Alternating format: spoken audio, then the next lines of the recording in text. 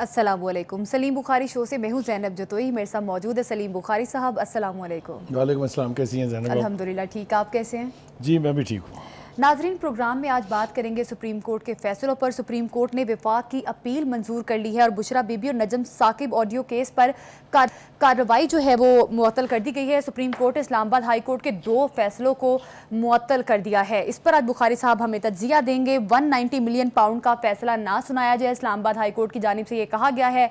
इस पर भी आज बुखारी साहब की हम राय लेंगे। बानी पीटीआई की जानिब से कुछ अहम गुफ्तगू सामने आई है। उन्होंने कहा है कि फैज़ हमीद को मेरे खिलाफ वादा माफ गवाह बनाया जाएगा। इस पर भी आज प्रोग्राम में बात होगी। प्रोग्राम में साथ ही साथ हम बात करेंगे पंजाब में 45 अरब का रिलीफ दिया गया है आम आवाम को, और ऐसे में सूबाई हुकूमतों की एक दूसरे पर तनकीद सामने आ रही है। सूबाई वज़रा की जानिब से मुख्तलिफ चीज़ें बोली जा रही हैं। इस पर भी बुखारी साहब का हम तज्जिया लेंगे। गज़ा जंग बंदी और मुज़ाकरात कहाँ तक पहुँचे हैं? कुछ रोज़ कबल दोहा में मुज़ाकरात जारी थे गज़ा जंग बंदी के हवाले से। इस पर भी आज हम प्रोग्राम में बात करेंगे। बुखारी साहब, कोर्ट ने वफाकी अपील आज मंजूर की और इस्लामाबाद हाई कोर्ट के 2 फैसलों को मुअत्तल कर दिया गया है। इस पर आप क्या कहेंगे? अब देखिए, पहली बात तो यह है कि हमें इस वक्त जो माहौल है मुल्क में बना हुआ उसको समझने की ज़रूरत है। बिल्कुल। अदालतों के रवैये में तब्दीली आ रही है। एक जो पहला दौर था उसकी भी हम तफसील से बात करेंगे। हाँ जी। लेकिन इस वक्त मैं समझता हूँ कि जो आज के दिन 2 फैसलों का आपने जिक्र किया है उससे ये समझ में आ रहा है कि कुछ रवैया जो है सुप्रीम कोर्ट के जजेस का भी तब्दील हो रहा है, और वो शायद अब मेरिट्स को बुनियाद बना के फ़ैसले करने का आगाज़ कर चुके हैं, और नो लॉन्गर इंसाफ़ी अदालतों का वो जो एक तासुर कायम था या वो पीटीआई कोर्ट्स का वो ज़ायल होना शुरू हो गया है। हम आने वाले वक्त में देखेंगे कि अब ये जो मुकदमात हैं वो किस सिमत में रुख इख्तियार करते हैं। लेकिन मेरे ख़्याल से आज हमें अपनी गुफ्तगू का महवर जो है ना वो इन अदालत में होने वाली गुफ्तगू या इसके रिमार्क्स से थोड़ा सा हटाना पड़ेगा। ठीक है। और हम असल बात करेंगे जो आपने अपने इब्तिदाइये के आखिर में कही। ठीक। और वो ये है कि जनरल फैज़ हमीद जो है उनकी फेट क्या होने जा रही है, क्या वो उनके साथ होगा। मेरा ख्याल है कि अगर हम उनके जो 4 अदवार हैं अगर उससे बात शुरू करें कि जनरल फैज़ जो हैं वो जब डीजीसी थे तब क्या करते रहे, जब डीजीआईएसआई बने तब उन्होंने क्या किया, जब वो कोर कमांडर पेशावर और बहारपुर हुए तब क्या किया, और फिर रिटायरमेंट के बाद उन्होंने क्या किया। ये मेरे ख्याल से 4 फेजेस हैं जिसमें हम अहाता कर सकते हैं उनकी कार्रवाइयाँ जो उन्होंने की हैं, कह लीजिए करतूत जो उन्होंने किए हैं, जो भी आप कह लें, जो भी खिलवाड़ उन्होंने किया है। तो डीजीसी के तौर पर उन्होंने जो कुछ किया वो तो मेरे ख्याल से अब किसी तारफ़ का मोहताज नहीं, उसके ऊपर ज़्यादा बात करने की ज़रूरत नहीं है। ये वो वक्त है जब वो फैज़ाबाद धरना उससे आप बात शुरू कर लीजिए। हाँ, उसमें भी आपको पता है कि सुप्रीम कोर्ट का फ़ैसला मौजूद है। काजी फ़ायज़ ईसा साहब को जो यानी जो निशाना हदफ बनाया गया उनकी बीवी के हवाले से, उसकी प्रॉपर्टी के हवाले से, वो सब उसी का शाखसाना था जो फ़ैसला उन्होंने फैज़ाबाद धरने के हवाले से दिया था। ये हम बात कर रहे हैं 2017 की। ठीक है जी। उसके बाद वो फिर तीसरा फेज़ जो है यानी जो दूसरा फेज़ है डीजीआईएसआई का, वो भी उसमें भी बहुत कुछ हुआ है, बहुत कुछ किया गया है। उसमें उन्होंने सोशल मीडिया जो नेटवर्क था पीटीआई का उसको तश्कील देने में जो किरदार उनका है, जिस तरीके से उन्होंने मुल्क के अंदर और मुल्क के बाहर सोशल मीडिया नेटवर्क तश्कील दी है, जिस तरीके से उन्होंने एक जर्नलिस्ट की लॉट जो है उसको हायर किया, that is I think the most proper word to use, और एक टीम तश्कील दी जो सुबह से शाम तक पीटीआई के तराने गाती थी, और जो पीटीआई के चीफ हैं खान साहब उनको महात्मा बना के पेश करती थी। फिर उसके बाद कोर कमांडर के तौर पे जब वो पेशावर गए उस वक्त किस तरीके से उन्होंने उन मतलूब लोगों को जो पीटीआई की लीडरशिप थी उनको कहाँ कहाँ रूपोश कराया, कहाँ कहाँ रखा, अब तक उसकी वक्तन फ़वक्तन निशानियाँ मिलती रहती हैं। But the most important role is when he was retired. पहली बात तो ये है कि जब वो डीजीआईएसआई के ओहदे से हटे तो साथ ही खान साहब की हुकूमत गिर गई, आपको पता, वोट ऑफ नो कॉन्फिडेंस के तहत। पहली बात तो ये कि यहाँ बहुत बड़ा मिसनोमर है, कुछ लोगों का ख्याल ये है कि फ़ौज ने उनकी हुकूमत गिरा दी, ये इल्ज़ाम खुद बानी पीटीआई भी लगाते हैं। लेकिन अगर किसी ने कॉन्स्टिट्यूशन पढ़ा है, अगर किसी को पार्लिमानी जमहूरियत की थोड़ी बहुत समझ है, تو اس کو پتہ ہونا چاہیے کہ اپوزیشن کے پاس، کسی بھی وقت کی اپوزیشن کے پاس یہ اختیار ایک قانونی، ایک آئینی حق ہے اس کا کہ وہ کسی سٹنگ حکومت کے خلاف ووٹ آف نو کانفیڈنس لے آئے. یہی اختیار آج اپوزیشن کے میں بیٹھے ہوئے پی ٹی آئی کے پاس بھی ہے کہ وہ یہ حربہ کہہ لیجئے، یہ آپشن کہہ لیجئے، استعمال کریں. تو وہ استعمال تو ہوا تھا جمہوری آپشن، لیکن تاثر یہ دیا گیا کہ جی ہماری حکومت جو ہے، پہلے کہا امریکہ نے گرا دی ہے، پھر کہا کہ جنرلوں نے گرا دی ہے، پھر کہا یہ میر جعفر تھے، میر صادق تھے، پھر کہا نہیں ایسا تو کچھ نہیں ہے، مجھے غلط فہمی ہو گئی تھی، یہ تو ایک محسن نقوی نامی شخص ہے، میری حکومت تو اس نے گرا دی ہے.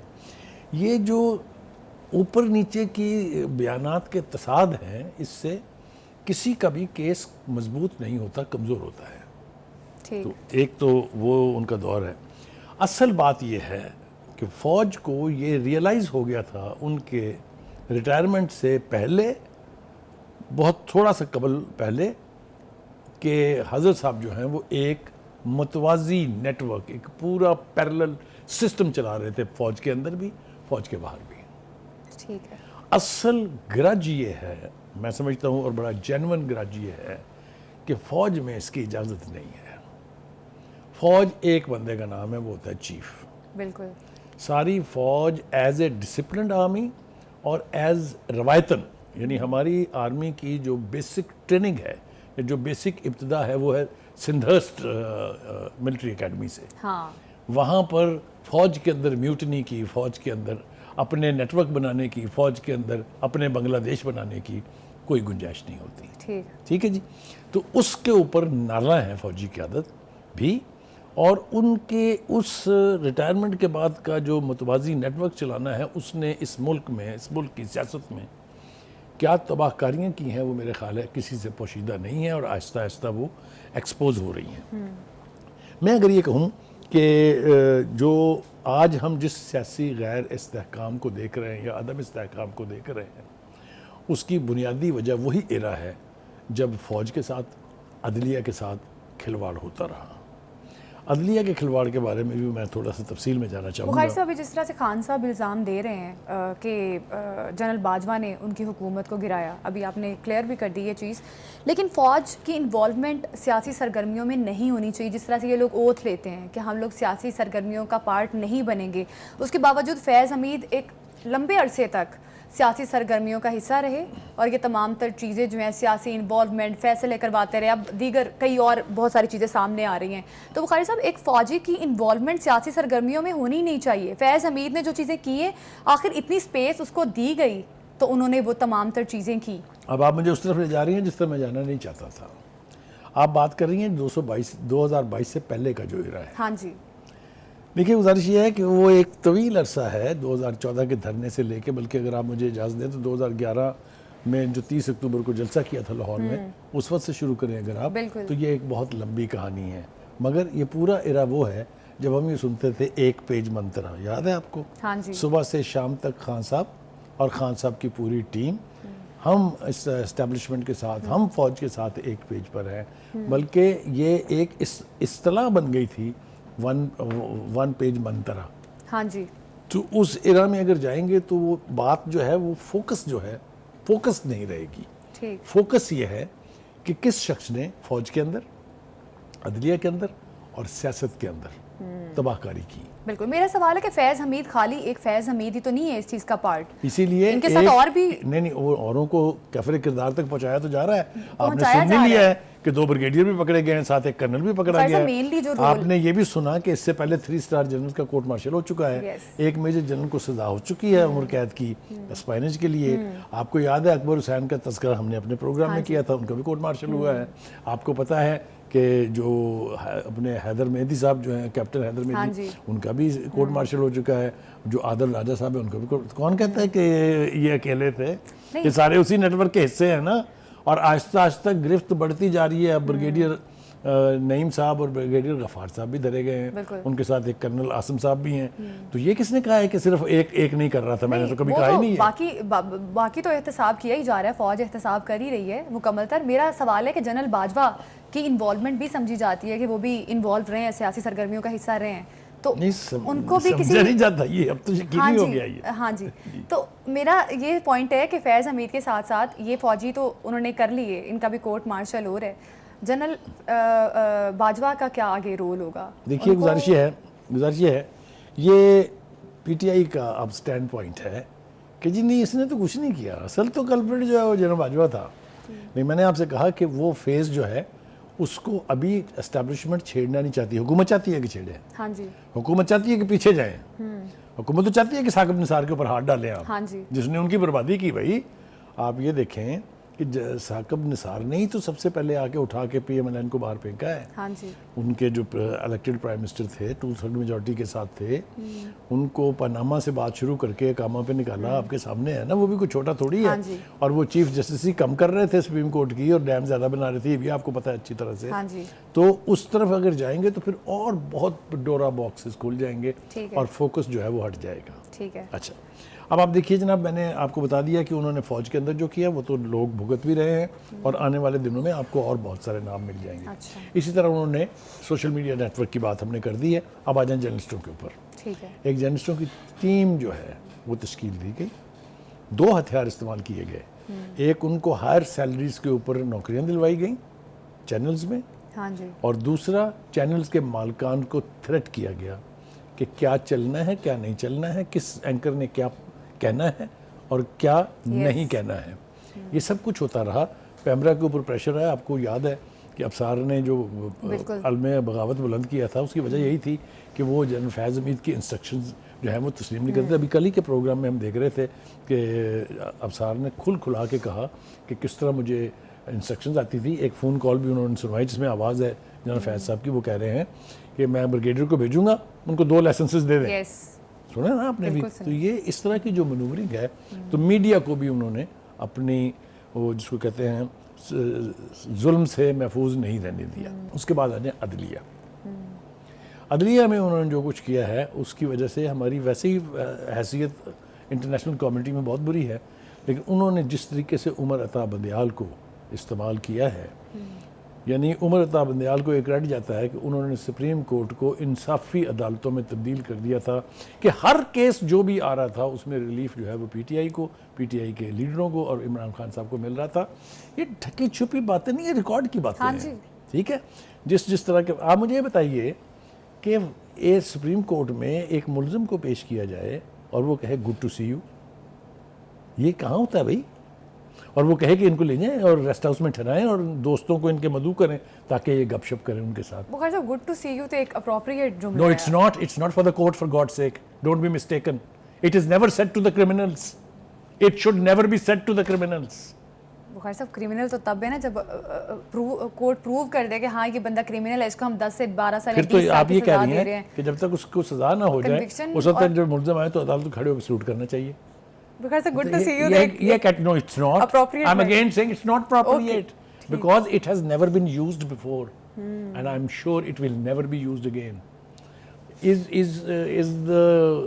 your favorite leader bigger than Zulfikar Ali Bhutto? بالکل نہیں. Did anybody say good to see you sir to Mr. Bhutto? اس وقت سپریم کورٹ تھی، ہائی کورٹ بھی تھی.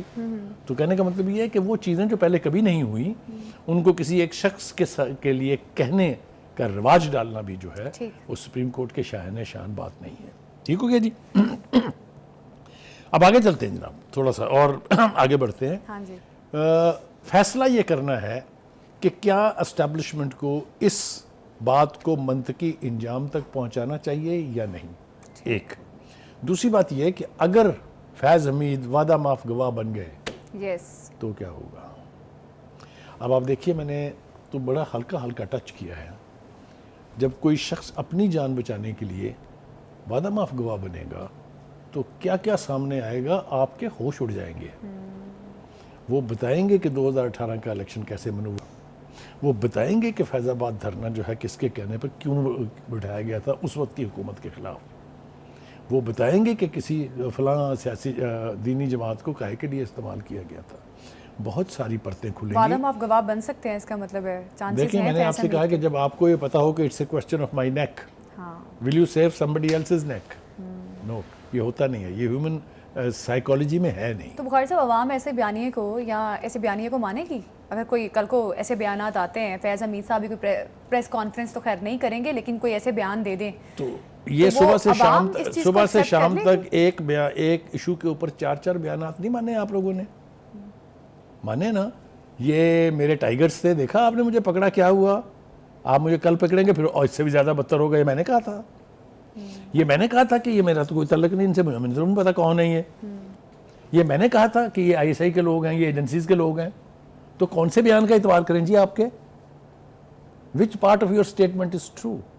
تو کہنے کا مطلب یہ ہے, پھر آئے نا واپس وہیں کہ گریٹ لیڈر یہ کہتا ہے کہ یو ٹرن لینا تو بڑے لیڈروں کی یعنی کیا کہنا چاہیے نشانی ہے کہ بہت بڑا لیڈر جو ہے وہ ہمیشہ یو ٹرن لیتا ہے, صدقے چلے جائیں. اس والی ریاست مدینہ کے لیڈر کے جو جھوٹ اور وعدے سے مکر جانے کو کہے کہ یہ کوالٹی ہے. بہرحال یہ کچھ لوگ مانتے ہیں اس کو, ان کا خیال یہ ہے کہ جو انہوں نے فرمایا ہے وہ بالکل درست ہے, لیکن میں بدقسمتی ہے کہ میں نہیں مانتا یہ, اور نہ ہی ماننا چاہیے. Any way, having said that, آگے آئے جناب.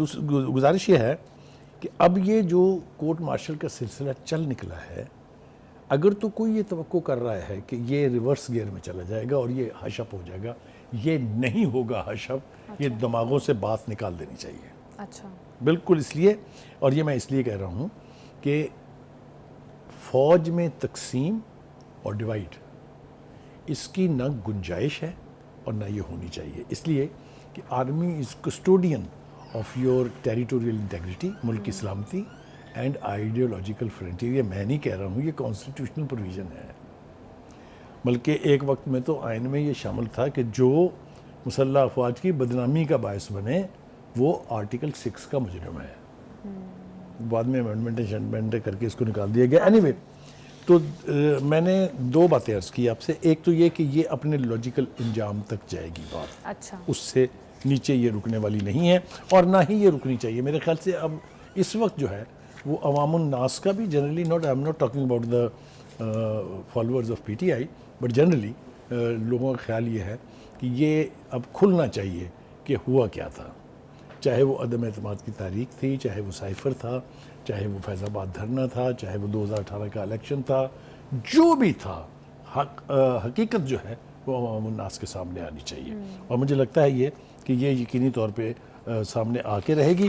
فوجی قیادت نے اب یہ فیصلہ کر لیا ہے کہ جو متوازی نیٹ ورک بنایا گیا تھا فیض حمید کی طرف سے, اس کا کلا کماں بھی ہونا ہے, جو کہ ہو رہا ہے, اور اس کو ایکسپوز بھی کرنا ہے تاکہ لوگوں کو پتا ہو کہ کیا کھلواڑ کیا گیا. ٹھیک ہو گیا جی. اب آجا جی تھوڑا سا جو آپ نے شروع میں عدالتوں کے حوالے سے جو بات کی تھی, اسلام آباد ہائی کورٹ. دیکھیے اسلام آباد ہائی کورٹ میں بھی الزام یہ ہے کہ اسی طرح کی سہولت کاری کی گئی جس طرح کی عمر عطا بندیال کے دور میں PTI کے لیے کی گئی تھی. 6 ججز کا لکھا جانا والا وہ خط, اب یہ پتہ چلے گا کہ ان 6 ججز کو کس نے رکھا تھا, یہ ان کی وجہ نزول کیا تھی, پھر ان کے کیے گئے فیصلوں کو ریکال کیا جائے گا. تو بہت سارا کچھ ہونے والا ہے, اور بہت سارا کچھ ہونا چاہیے. یہ میں آپ کو بالکل ایمانداری سے کہہ رہا ہوں کہ nothing should go just like that. آپ دیکھیں نا کیا ہو رہا ہے. خان صاحب یہ فرما رہے ہیں, مطلب ان سمپل ورڈز, یہ کون ہے جنرل فیض حمید؟ میں تو نہیں جانتا تھا, مجھے تو جنرل باجوہ نے کہا تھا کہ بڑا کمپیٹنٹ ہے, بس دیٹس اٹ. اب اتنی اوور سمپلیفیکیشن جو ہے یہ بھی کرمنل ایکٹ ہے, کیونکہ آپ ہی نے تو مجھے بتایا تھا پریس کانفرنس میں اور قوم سے خطاب کرتے ہوئے کہ یہ ایجنسیاں جو ہیں وہ مجھے لا کے دیتی تھی, MNAs MPAs, جب میں نے بجٹ پاس کرانا ہوتا تھا, یہی لا کے دیتی تھی مجھے پارلیمنٹیرینز جب کوئی قانون سازی کرنی ہوتی بخار صاحب, ایک تاثر پایا جاتا ہے کہ PTI کو لانے والے, ایک تاثر ہے, عوام یہ کہتی ہے اس بارے میں. تو بخاری صاحب اس میں پھر کس کا قصور ہے؟ اس پولیٹیکل پارٹی کا قصور ہے یا اس اہلکاروں کا قصور ہے جو ایک تو سیاسی سرگرمیوں کا حصہ رہے, ایک اپنی من پسند پارٹی کو لے کر آئے اور انہیں برسر اقتدار کیا ان کو, تو کس کا قصور ہے پھر؟ دیکھیے یہ پھر آپ اس اراء سے جس سے میں نے کہا تھا کہ ہم نہیں کھولیں گے, اس سے بھی پیچھے جا رہے ہیں. نہیں, میں یہ جس طرح فوجی اہلکاروں کو کورٹ مارشل کیا جا رہا ہے, یہ آپ خود ہی فیصلہ کیجئے گا اس کا پروگرام کے بعد کہ میں نے کیا کہا ہے اور آپ نے جواب اس کا کیا دیا ہے. ٹھیک. وہ جس کو آپ جو دعویٰ کرے کہ میں والی ریاست مدینہ ہوں. دوسری بات یہ ہے کہ وہ ہمارے الوی صاحب جانتے ہیں نا کون تھے؟ ہاں جی. وہ جو غلطی سے صدر بن گئے تھے, پتہ نہیں کس کی غلطی تھی وہ, اور صدر بن کے انہوں نے جس طریقے سے وہاں پی ٹی آئی کے ورکر کے طور پہ وہ اس ایوان صدر کو چلایا ہے, وہ کہتے ہیں میں ڈرتا نہیں ہوں آرٹیکل 6 سے. ہاں جی. ہاں, اس وقت کسی نہ کسی کو ان کے دل پہ ہاتھ رکھنا چاہیے تھا کہ وہ کس کیفیت میں یہ فرما رہے ہیں. ان کو شاید پتہ نہیں ہے کہ یہ آرٹیکل 6 ہوتا کیا ہے. ٹھیک. یہ ہو جائیں یا وہ قاسم سوری وہ ہوں, انہوں نے جس طریقے سے پارلیمنٹ کے ساتھ کھلواڑ کیا, جس طریقے سے انہوں نے اسمبلی کو توڑا, جو انہوں نے کانسٹیٹیوشنل وائلیشن کی, وہ مجرم ہے. اور صدر صاحب بھی مجرم ہے کیونکہ انہوں نے 5 منٹ نہیں لگائے اس کو ایکسیپٹ کرتے ہوئے. ٹھیک ہے. تو جب لگے گا الوی صاحب کو لگ پتہ جائے گا آرٹیکل 6 ہوتا کیا ہے. ٹھیک. پنجاب حکومت نے 45 ارب کا ریلیف دیا ہے اور بجلی کے بلوں میں بھی کمی 2 مہینے کے لیے کر دی ہے.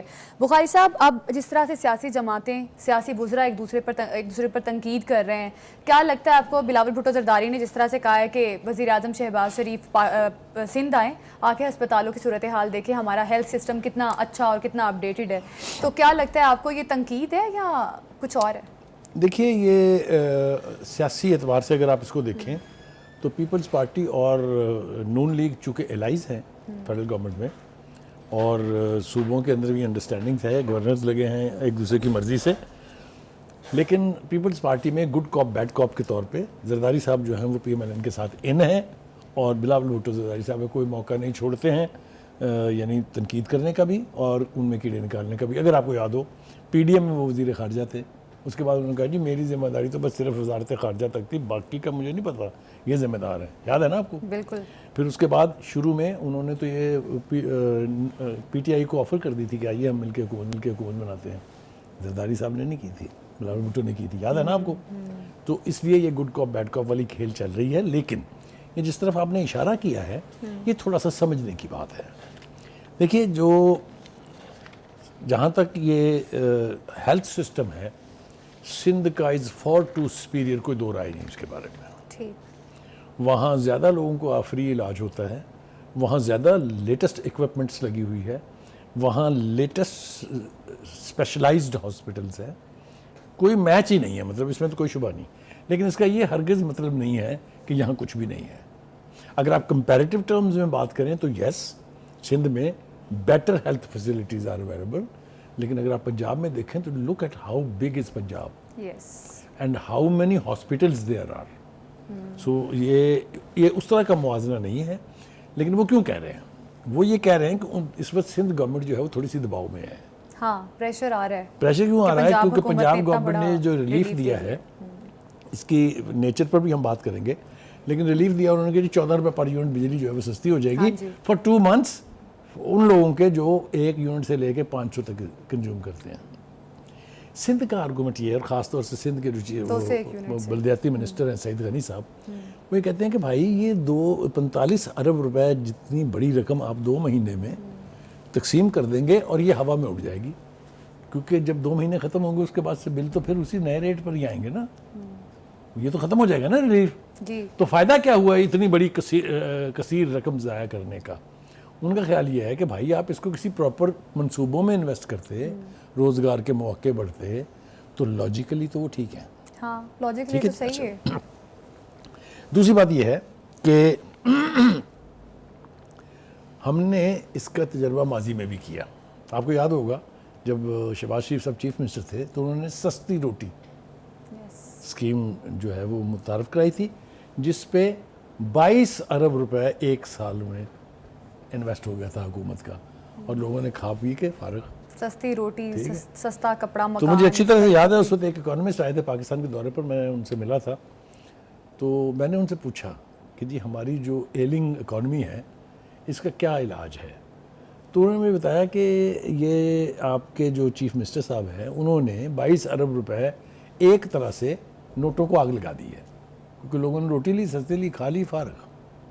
وہ کہتا ہے اگر یہی 22 ارب روپیہ کسی فیکٹریوں میں انویسٹ کیا جاتا تو 2 ارب روپے میں ایک اچھی ٹیکسٹائل مل, ایک اچھی فلور مل لگ جاتی ہے, اور ہر مل میں جتنے لوگ ملازم ہوتے ہیں اس سے 50,000 کنبے کے لوگ جو ہیں وہ پل رہے ہوتے ہیں. ملٹیپلائی کریں اس کو 11 سے تو 11 ملین لگی, ملٹیپلائی کریں 5 سال سے 55 ملین لگی. Look at it, about crore, over a crore people would have been benefited. اور پھر وہ بس اپنے یہ جو ٹیمپریری گڈ ول بنانے کا جو چکر ہے نا ہمارے ہاں سیاست میں, یہ سب سے بڑا مرض ہے. اٹس اے ڈیزیز کہ ہم فوری ریلیف دے کے شاباش تالیاں بجوا لی اور اس کے بعد وہ ہے وائر ہوا. ایک نہیں, میں بے پناہ پروجیکٹ آپ کو بتا سکتا ہوں جو ہوا میں پلان کیے گئے, ہوا میں ہی وہ تعمیر کو پہنچے, ہوا میں ہی وہ اڑ گئے. جس کا روٹی سستی روٹی اسکیم کی میں نے بات کی نا آپ سے, اسی طرح یہ بجلی کا ہے. Apparently it sounds very good, لیکن what will happen after 2 months? So everybody جس کو یہ بینیفٹ ملا will be back to square one after 2 months. ٹھیک.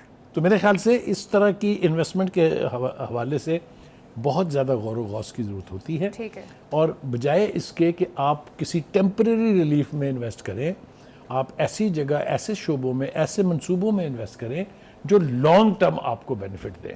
ٹھیک ہے. جس طرح میں نے کہا کہ اگر اس روٹی اسکیم کی بجائے فیکٹریاں لگائی جاتی تو وہ فار آل ٹائم تھی نا, ٹھیک ہے, ساری زندگی روزگار جاری رہتا ان سے. ٹھیک ہے. ابھی دیکھنا یہ کہ پنجاب حکومت کا یہ جو ریلیف ہے عوام کو کتنا ریلیف دیتا ہے. دوحہ میں غزہ جنگ بندی کے حوالے سے مذاکرات جو ہیں وہ جاری ہیں. اب دیکھنا یہ ہے کہ یہ حتمی مراحل میں داخل ہوتے ہیں یا نہیں. بخاری صاحب, اب امریکی وزیر خارجہ نے یہ کہہ دیا ہے کہ یہ آخری مرحلہ ہے مذاکرات کا. انہوں نے کہا ہے کہ یرغمالیوں کی رہائی امریکی تجویز پر اسرائیل کی رضامندی, لیکن حماس جو ہے وہ نہیں مان رہا, مذاکرات تک نہیں آ رہا. اب آپ کو کیا لگتا ہے غزہ والوں کے پاس اب کیا آپشن بچتا ہے؟ پہلی بات تو یہ ہے کہ امریکہ جو بھی نئی تجویز لے کے آتا ہے اس کے اندر سب سے زیادہ ٹلٹ ان کی جو ہے وہ اسرائیل کی طرف ہوتی ہے, اس لیے کہ وہ ان کی ناجائز اولاد ہے جس کو پورا ویسٹ جو ہے وہ پال رہا ہے. لیکن ایک عجیب و غریب بات یہ ہے, ٹھیک ہے یہ انہوں نے کہا کہ یہ یرغمالیوں کی رہائی کے لیے آخری موقع ہے اور جنگ بندی کے لیے یہ فیصلہ کن مرحلہ ہے, یہ بات ان کی ٹھیک ہے, لیکن اٹس ٹو لیٹ. آپ مجھے بتائیں غزہ میں کیا بچا کیا ہے؟ صحیح بات ہے. یہ ایک روایت ہے, یہ میں اس کے اوپر بڑی تفصیل سے بات کرنا چاہتا ہوں, آج وقت بہت کم ہے. یہ بالکل اسی طرح کہ روم جل رہا تھا اور نیرو بنسری بجا رہا تھا. اس لیے کہ جس کسی مسلمان ملک میں اندر تباہی شروع ہوتی ہے تو جب تک مکمل تباہی نہ ہو, نہ اقوام متحدہ کی آنکھ کھلتی ہے, نہ یہ جتنے بھی عالمی طاقتیں ہیں یا عالمی ادارے ہیں ان کے کان پہ جوں ریگتی ہے. جب مکمل تباہی ہو چکی ہوتی ہے, اگر آپ کو میں مثالیں دینے بیٹھ جاؤں تو آپ بتائیے افغانستان میں کیا ہوا, عراق میں کیا ہوا, شام میں کیا ہوا, لیبیا میں کیا ہوا, یعنی مصر میں اس سے پہلے کیا ہوا تھا, یمن میں کیا ہوا. یہ اس وقت پہنچتے ہیں جب مکمل بربادی ہو چکی ہوتی ہے, تب ان کی آنکھ کھلتی ہے. اور آنکھ بھی کھلتی ہے تو پھر یہ اپنی مرضی کا جو ملک ہے اس کی طرفداری کرتے ہیں اور دوسرے ملکوں کے اوپر پریشر ڈالتے ہیں. بدقسمتی کی بات یہ ہے کہ مسلم امہ, جس کو میں ہمیشہ کہتا ہوں کہیں یہ امہ گمی ہوئی ہے, مل نہیں رہی ہے, یہ اتنی طاقتور ہونے کے باوجود, اتنی وسائل سے بھرپور ہونے کے باوجود, اتنی بڑی بڑی فوجیں ہونے کے باوجود ایک رتی کام انہوں نے نہیں کیا ہے اور خاموش تماشائی کی طرح سے غزہ کے برباد ہونے کا تماشا دیکھا ہے. وہاں پر 1 لاکھ سے زیادہ ہلاکتیں, بلکہ 2 لاکھ سے زیادہ ہلاکتیں اور زخمیوں کی تعداد ہے.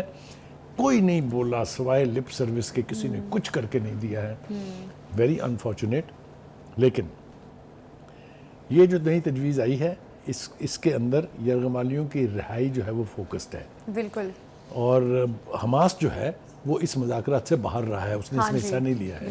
اس لیے کہ وہ بھی یہی سمجھتے ہیں کہ جو بھی تجویز آئے گی اس میں اسرائیل کا فائدہ زیادہ ہے اور ہمارے مفاد کو, ہمارے انٹرسٹ کو واچ نہیں کیا جائے گا. ٹھیک ہے. اب بھی انہوں نے کہہ دیا ہے کہ جب تک مکمل جنگ بندی کی بات نہیں ہوگی ہم کسی مذاکرات میں نہیں بیٹھیں گے. ٹھیک ہے. دیکھنا یہ ہے کہ یہ مذاکرات اب کہاں تک پہنچتے ہیں, کیونکہ حماس نے کہہ دیا جب تک مکمل جنگ بندی نہیں کی جاتی تب تک جو ہے مذاکرات نہیں کیے جائیں گے. ابھی پروگرام سے ہمیں دیجیے اجازت, کل پھر ملاقات ہوگی. اللہ حافظ.